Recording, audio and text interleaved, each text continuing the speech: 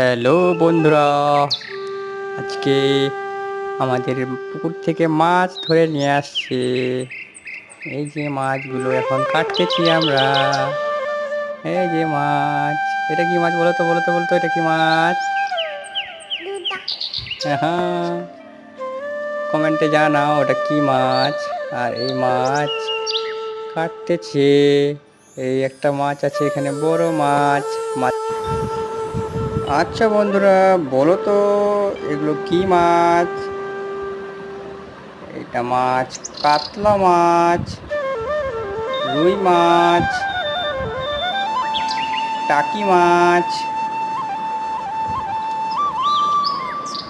এইখানে আছে হারানা। তো ভিডিওটা এই পর্যন্তই। এটাকে লাইক সাবস্ক্রাইব